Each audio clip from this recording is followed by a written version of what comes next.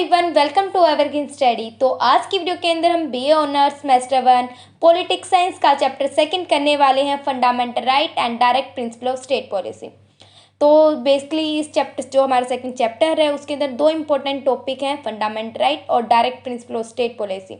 तो एक एक टॉपिक को अलग अलग से कवर करेंगे। फर्स्ट जो ये पार्ट है इसमें हम फंडामेंटल राइट को करेंगे और सेकेंड पार्ट में हम direct principle of state policy को करेंगे। Let's start our video. तो सबसे पहले ना ये देखते हैं, हम दो चीज़ें इसमें इंपॉर्टेंट कवर करने वाले हैं। फर्स्ट हमारा फंडामेंटल राइट और सेकंड हमारा direct principle of state policy.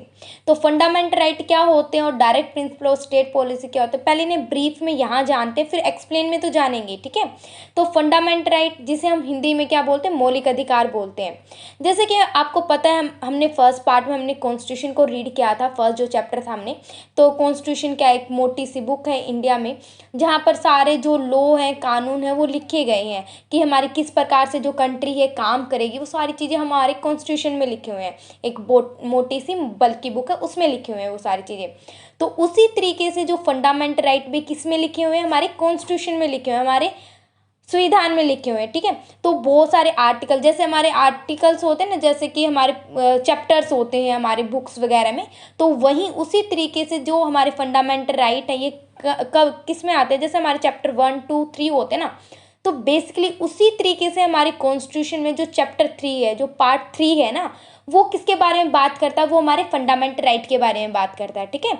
तो मैंने क्या बताया है कि हमारी जो एक मोटी सी बुक कॉन्स्टिट्यूशन है, एक बल्कि सी बुक है, जिसमें ये लिखा हुआ है कि हमारी कंट्री किस तरीके से काम करेगी, सब कुछ चीज़ें लिखी हुई हैं। तो उसी तरीके से फंडामेंटल राइट भी, जैसे अलग अलग चैप्टर होते हैं अलग अलग बुक में हमारे, तो उसी तरीके से पार्ट जो 3 है ना, पार्ट 3, वो फंडामेंटल राइट के बारे में बात करते हैं कि एक व्यक्ति को किस प्रकार से पॉलिटिकल राइट चाहिए, किस चीज़ से पॉलिटिकल राइट चाहिए, ये सारी चीज़ें हमारे फंडामेंटल राइट में लिखे हुए हैं, ये हमारे कॉन्स्टिट्यूशन के पार्ट 3 के अंदर आते हैं, ठीक है। और ये आर्टिकल्स होते हैं बहुत सारे हमारे कॉन्स्टिट्यूशन में। तो उसी तरीके से जो आर्टिकल 12 से लेकर 35 तक है, वो किसके बारे में बात करते हैं, फंडामेंटल राइट के बारे में बात करते हैं, ठीक है।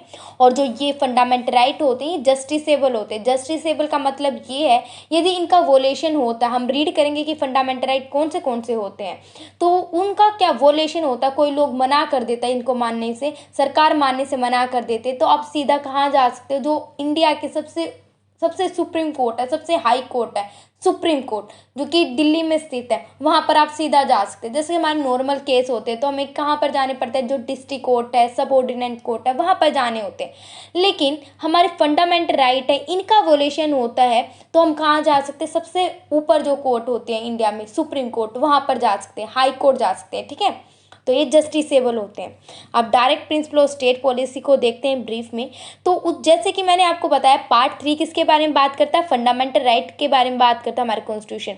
वहीं पार्ट 4 है वो किसके बारे में बात करता है, direct principle of state policy के बारे में बात करता है। तो आर्टिकल 36 से लेकर 51 तक हमारे direct principle of state policy आते हैं। और ये क्या होता है, सोशल डेमोक्रेसी, मतलब सोशल हमारे समाज में जो व्यक्ति को उठने के लिए, इकोनॉमिक रूप से किसी व्यक्ति को उठाने के लिए जो राइट होते हैं, वो direct principle of state policy काम करती हैं। तो ये पॉलिटिकल राइट होते हैं और ये सोशल राइट होते हैं कि समाज में सभी लोग समानता आ जाए, वो सारे राइट सोशल राइट होते हैं। इकोनॉमिक रूप से सभी लोग उठ जाएं, वो सारी बात कौन करता है, हमारे direct principle of state policy बात करती है, ठीक है। और ये नॉन जस्टिसेबल होते हैं। नॉन जस्टिसेबल का मतलब क्या होता है, इसका मतलब होता है कि यदि इनका वोलेशन होता है तो आप कोर्ट नहीं जा सकते। जैसे कि हमने देखा था फंडामेंटल राइट के लिए हम सीधा कहाँ जा सकते हैं, सुप्रीम कोर्ट, जो इंडिया की सबसे हेड कोर्ट होती है। लेकिन direct principle of state policy का कभी भी वोलेशन होता है तो हम कोर्ट नहीं जा सकते, ठीक है। अब इन्हें पूरे एक्सप्लेन में जानते हैं, ठीक है। तो ये जो पार्ट 1 है हमारा, तो इसके अंदर हम फंडामेंटल राइट को अच्छी तरीके से रीड करेंगे और सेकंड पार्ट में हम direct principle of state policy को करेंगे, ठीक है। तो फंडामेंटल राइट होते हैं, क्या होते हैं, fundamental right are the basic human right, जो हमारे बेसिक ह्यूमन राइट होते हैं। कोई भी व्यक्ति को रहने के लिए, जैसे इंडिया में हम रहते हैं तो पीपल को किस तरीके से, जो सिटीज़न उनको रहने के लिए जो अधिकार चाहिए, वो हमारे फंडामेंटल राइट होते हैं।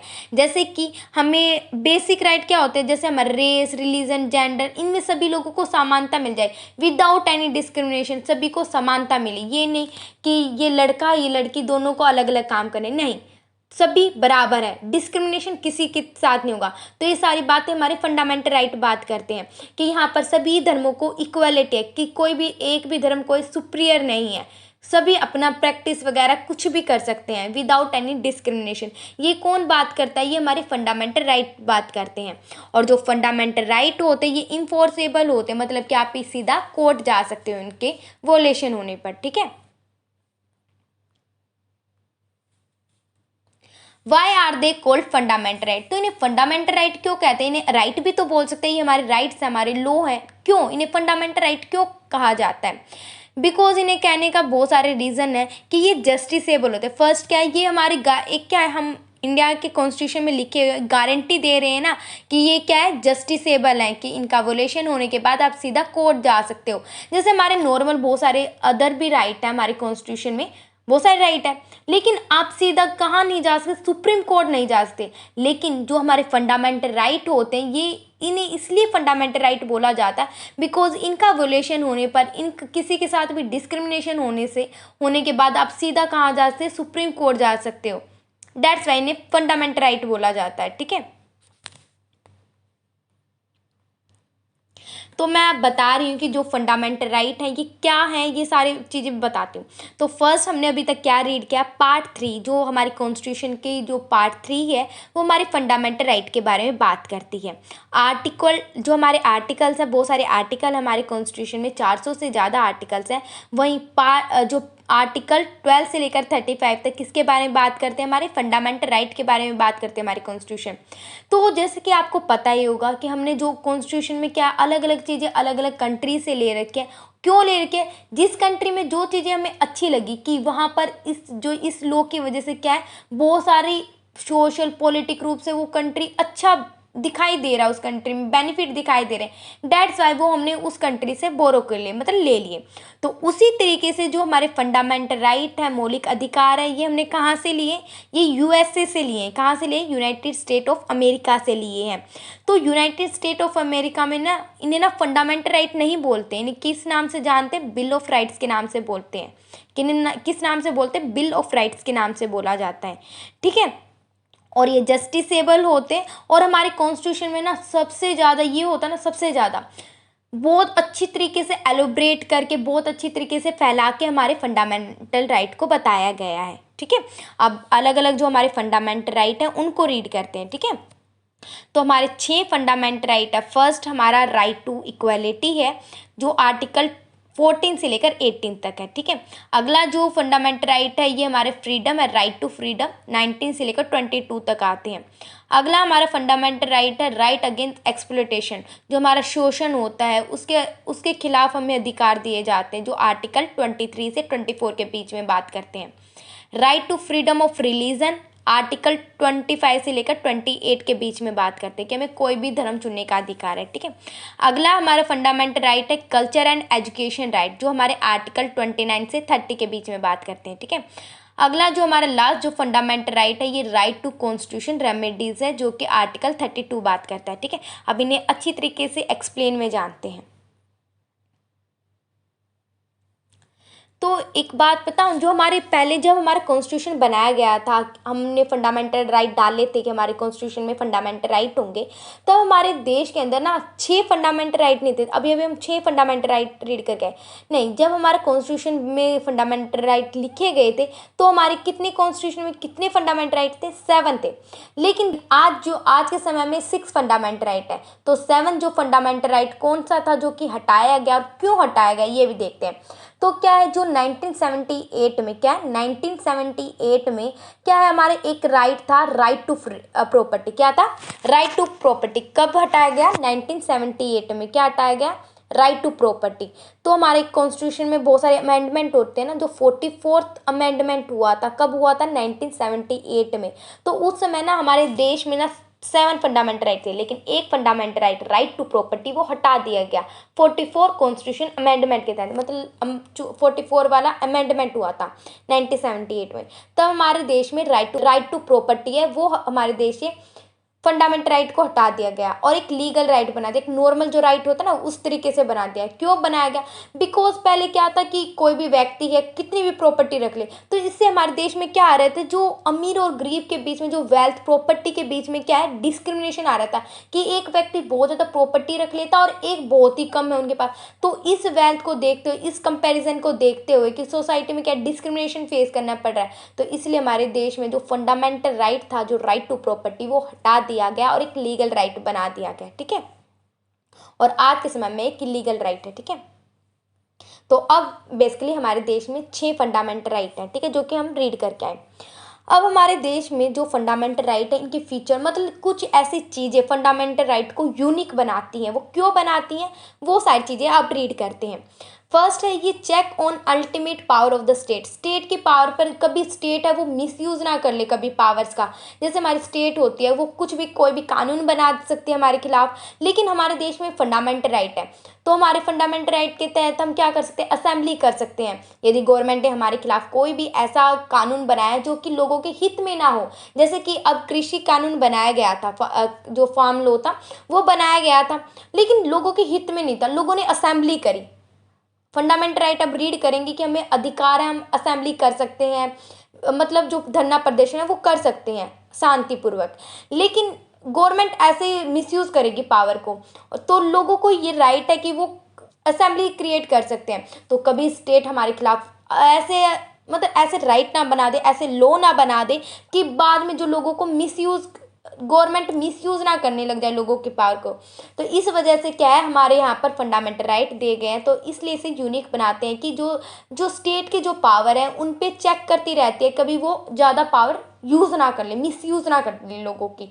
तो इसलिए एक फंडामेंटल राइट दिए गए। एक यूनिक बात है ना कि हम स्टेट की पावर पे देख सकते हैं, कभी वो मिसयूज़ ना कर दे पावर के, अपनी पावर ज़्यादा यूज़ ना कर ले कहीं, तो इसलिए इतने अच्छे राइट है। सेकंड है अवेलेबल अगेंस्ट स्टेट, स्टेट के खिलाफ होती हैं, अच्छी बात है ना। और थर्ड क्या है, नॉन एब्सोल्यूट रीजनेबल रिस्ट्रिक्शन। ये ऐसे नहीं है ये फंडामेंटल राइट की बिल्कुल ही पूरे के पूरे ये है, जैसे मुझे असेंबली क्रिएट करने का अधिकार है, हाँ मैं कर सकती हूँ, लेकिन ये तो नहीं है कि मैं वहाँ पर जाके लड़ाई वड़ाई करने लग जाऊँ, ऐसा नहीं है। तो आपको रीजनेबल रिस्ट्रिक्शन भी है कि आप असेंबली कर सकते हो, आप स्पीच दे बोलने का अधिकार है। ये नहीं कि मैं जा रही हूँ और स्पीच है वो हेट स्पीच बोल रही हूँ, किसी रिलीजन के खिलाफ बोल रही हूँ, ऐसे नहीं बोल सकती। तो क्या है, ये रीजनेबल रिस्ट्रिक्शन भी है कि मुझे असेंबली क्रिएट करने का अधिकार है, लेकिन मैं उस असेंबली को का जितना लिमिट है पावर को उतने ही यूज़ करूँ। जैसे कि मुझे फ्रीडम है कि मैं कहीं आ जा सकती हूँ, लेकिन ये नहीं मैं किसी के घर ऐसे ही घुस जाऊंगी, ऐसा नहीं है। तो वहाँ पर रीजनेबल रिस्ट्रिक्शन भी है फंडामेंटल राइट में। ठीक है, सस्पेंड ड्यूरिंग इमरजेंसी, जैसे कि हमारे देश में इमरजेंसी लगती है तो क्या है, ये क्या है, फंडामेंटल राइट हट जाते हैं, लेकिन हमारे 2 फंडामेंटल राइट है वो नहीं हटते हैं। ठीक है, वो भी रीड करेंगे। ठीक है, ये ऑर्डिनरी लॉ से हमें अलग है। ऑर्डिनरी लॉ जैसे हमारे नॉर्मल लॉ होते हैं, जैसे किसी ने चोरी कर ली बेसिकली ये ऑर्डिनरी लॉ है, जो कि आप सीधा सबऑर्डिनेट कोर्ट जाओगे अपने इस केस के लेकर, लेकिन ये डिफरेंट है ऑर्डिनरी लॉ से। क्यों? क्योंकि आप सीधा कहाँ जा सकते हो, सुप्रीम कोर्ट जा सकते हो ना, तो ये ऑर्डिनरी लॉ से डिफरेंट होते हैं। Some fundamental right are available for foreigner, कुछ जो अधिकार होते हैं, जो हमारे फंडामेंटल राइट होते हैं, किसके लिए भी होते हैं, फॉरनर जो विदेशी लोग होते हैं उनके लिए भी होते हैं। ठीक है, और ये नेगेटिव होते हैं। नेगेटिव मतलब इनइक्वालिटी की बात करते हैं, गवर्नमेंट को ये नहीं करना चाहिए, ऐसा नहीं करना चाहिए, तो हमेशा नेगेटिव बात करता है। तो ये हमारे फीचर हैं, ये यूनिक बनाते हैं हमारे फंडामेंटल राइट को। अब हमारे जो सबसे इम्पोर्टेंट टॉपिक है, फंडामेंटल राइट अलग अलग से रीड करते हैं। तो हमारा फर्स्ट जो फंडामेंटल राइट है, ये राइट टू इक्वालिटी है, कि आपको अधिकार है, एवरीवन हैव राइट, क्या है, सभी को राइट है कि वो कोई भी रिलीजन, कोई भी धर्म चुन सकता है। राइट इक्वालिटी है कि आप सब लोग का रिलीजन है वो समान है, आप जो जेंडर है सभी का इक्वल है, सबकी कास्ट इक्वल है, सबकी रेस, सबका बर्थ प्लेस, सब कुछ इक्वल है। इक्वलिटी के बारे में बात करता है हमारे आर्टिकल 14 से 18, कि हमारे देश में इंडियन कॉन्स्टिट्यूशन गारंटी देता है कि जो एवरीवन, हर कोई इंसान है, उसका रिलीजन, जेंडर, कास्ट, रेस और प्लेस ऑफ बर्थ है वो इक्वल है। यहाँ पर सब लोगों को इक्वल अपॉर्चुनिटी मिलती है, कि वो ये होता है ना, गवर्नमेंट एग्जाम निकालते हैं तो सभी लोगों को इक्वालिटी है, कि वो अपॉर्चुनिटी है कि वो विदाउट एनी डिस्क्रिमिनेशन सब लोग भर सकते हैं उसको। ठीक है, तो हमारे यहाँ पर ये है कि इक्वालिटी है। ठीक है, यहाँ पर इक्वालिटी है। जैसे हमारे यहाँ पर टाइटल, पहले महाराजा वगैरह थे ना, वो अपने आप को बड़े बड़े टाइटल दे लेते थे, जैसे जैसे कि होते ना बड़े बड़े टाइटल दे लेते थे, मित्रघात वगैरह ऐसे ऐसे टाइटल दे लेते थे, जैसे प्रियदर्शी वगैरह, ये जो राजा वगैरह अपने आप को टाइटल देते थे। लेकिन हमारे यहाँ पर इक्वालिटी है कि कोई भी व्यक्ति अब टाइटल दे सकता है, अपने आप को नहीं दे सकता। जैसे कोई लोग डिग्री कर लेता है, वो प्रोफेसर बन जाता है, डॉक्टर, लेकिन अपने आप को कभी भी कोई भी व्यक्ति अपने आप खुद से टाइटल नहीं दे सकता। तो इक्वालिटी है ना, कि सभी लोग बराबर है इंडिया में।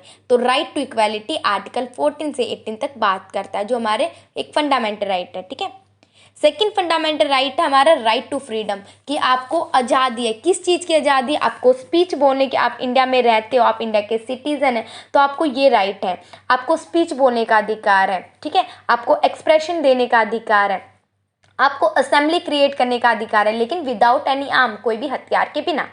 आपको कोई भी एसोसिएशन बना सकते हो, कोई भी प्रोफेशन चुन सकते हो, आपको कोई काम करना आप चुन सकते हो। Freedom to reside in any part of country, आप कहीं भी रह सकते हो इंडिया में, तो आपको फ्रीडम है। लेकिन इसके अंदर बहुत सारे जो रीजनेबल रिस्ट्रिक्शन भी है। जैसे कि मैं कहीं भी रह सकती हूँ, ये नहीं मैं जाके कहीं ऐसे एरिया में रह सकती हूँ जहाँ पर किसी की ऑलरेडी प्रॉपर्टी और मैं वहाँ पर जाके रह रही हूँ, तो ऐसे नहीं है। तो रीजनेबल रिस्ट्रिक्शन भी है, जो कि हम एक यूनिक फीचर देख के आए फंडामेंटल राइट का। ठीक है, जैसे कि मुझे स्पीच बोलने का अधिकार है, तो मैं ऐसे नहीं किसी के प्रति मैं हेट स्पीच बोलने लग जाऊँ। मुझे असेंबली क्रिएट करने का अधिकार है, ये नहीं कि मैं गलत तरीके से लड़ाई वड़ाई करने लग जाऊँ, नहीं। मुझे एसोसिएशन, जैसे कि होता है संगठन, वो बनाने का अधिकार है, लेकिन मैं ये नहीं कि मैं एक विरोधी संगठन बना रही हूँ, लोगों के खिलाफ भड़काने वाला, ऐसा नहीं कर सकती। तो आपको आज़ादी है सारी चीज़ें करने की, लेकिन कुछ रीजनेबल रिस्ट्रिक्शन के साथ। अगला हमारा फंडामेंटल राइट है राइट अगेंस्ट एक्सप्लॉयटेशन, शोषण के विरुद्ध अधिकार, जो कि आर्टिकल 23 से 24 के बीच में बात करता है। जैसे कि आपको पता हो, फोर्सेबल लेबर करवाते, फोर्स से लेबर करवाते हैं ना, जैसे काम करवाते हैं। जैसे छोटे बच्चे होते हैं, उन्हें क्या करते हैं, फैक्ट्रीज होते हैं, माइल्स होते हैं, उनमें काम कराया जाता है। तो और भीख वगैरह मंगाई जाती है, जैसे सड़क वगैरह पे आप देखते हो, नॉर्मल फुटपाथ पे। ठीक है, तो आप ऐसा नहीं कर सकते। यदि कोई ऐसा देखता मिलता है, तो उसको सीधा क्या, जेल जा सकते हैं। किस आर्टिकल के तहत? 23 और 24 के तहत। और हमारे राइट अगेंस्ट एक्सप्लॉयटेशन क्या भी बात करता है कि हमें हमारे देश में क्या है, 14 साल तक कोई भी व्यक्ति है, कोई भी हजार्डियस कंडीशन में किसी भी बच्चे से काम नहीं करवा सकता है। अगला हमारा फंडामेंटल राइट है right to freedom of religion, कि मुझे कोई भी धर्म चुनने का अधिकार है। जैसे कि मैं कोई भी प्रोफेशन चुन सकती हूँ, प्रैक्टिस कर सकती हूँ, कोई भी रिलीजन की तरफ बिलीव कर सकती हूँ, फेथ कर सकती हूँ, अपनी मेरी मर्जी है। लेकिन ये नहीं होता कि मैं अपना धर्म सुपीरियर कर रही हूँ मैं, और दूसरा धर्म है वो नेगेटिव पॉइंट ऑफ कर रही हूँ, नहीं, ऐसा नहीं है। यहाँ पर फ्रीडम है कि आप रिलीजन चुन सकते हो कोई भी। जैसे कि हमारे यहाँ पर क्या है, जैसे काव वगैरह होती है ना, उसकी बलि चढ़ाते हैं बहुत सारे लोग। तो क्या होता है, जो बहुत सारे जो हमारे देश में क्या 28 स्टेट है, तो 28 प्रेजेंट 2023 में जब मैं वीडियो बना रही हूँ, तो हमारे देश में क्या 28 स्टेट है। तो बेसिकली 28 में से ना 20 जो स्टेट है उनमें बैन है कि आप काऊ की बलि नहीं कर सकते हो। ठीक है, लेकिन 8 स्टेट में नहीं है। तो बेसिकली क्या है, आप कर सकते हो, लेकिन जहाँ पर जैसे हमारे स्टेट में तो अलग अलग कानून होते हैं, लेकिन कुछ ऐसी चीज़ें होती हैं आपको धर्म से रिलेटेड रखनी चाहिए। जैसे कि आप किसी मनुष्य की बलि नहीं चढ़ा सकते। तो ये सारे रिलीजन के खिलाफ चीज़ें होती हैं। राइट टू आपको धर्म चुनने का अधिकार, लेकिन कुछ लिमिट तक। हमारे देश का कोई भी एक अकेला धर्म नहीं है। हमारा देश क्या है, सेकुलर है। सेकुलर का मतलब होता है कि ये हमारे स्टेट का कोई भी धर्म नहीं है। यहाँ पर धर्म निरपेक्ष देख सकते, किसी को कोई भी धर्म चुनना है वो चुन सकता है, कोई भी अपना धर्म है वो चेंज भी करा सकता है। हमारे यहाँ पर छूट है, right to freedom of religion. ठीक है,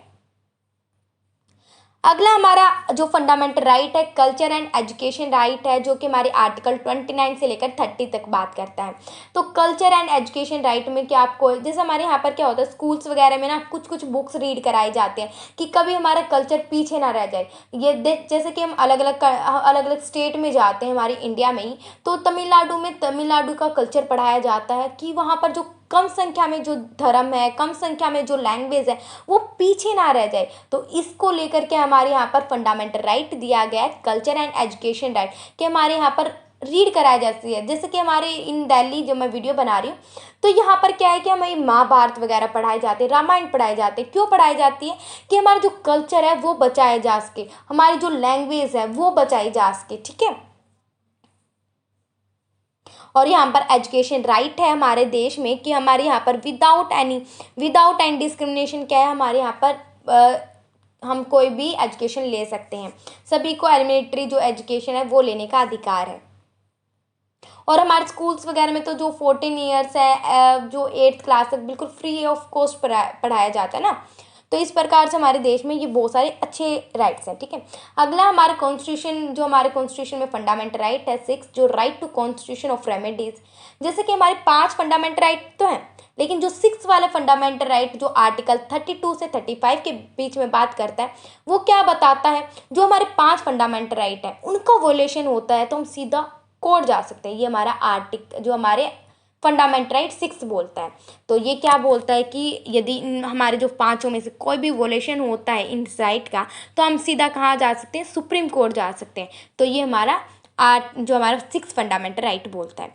तो ये हमारा फर्स्ट जो पार्ट था सेकंड चैप्टर का वो कम्प्लीटली कवर होता है, जिसमें कि हमने फंडामेंटल राइट को देखा। तो if you like our video then like share and subscribe my channel. यदि आपको इस चैप्टर से रिलेटेड कोई भी PDF चाहिए तो आप मेरे टेलीग्राम चैनल से जुड़ सकते हो, लिंक है डिस्क्रिप्शन में। Thank you for watching.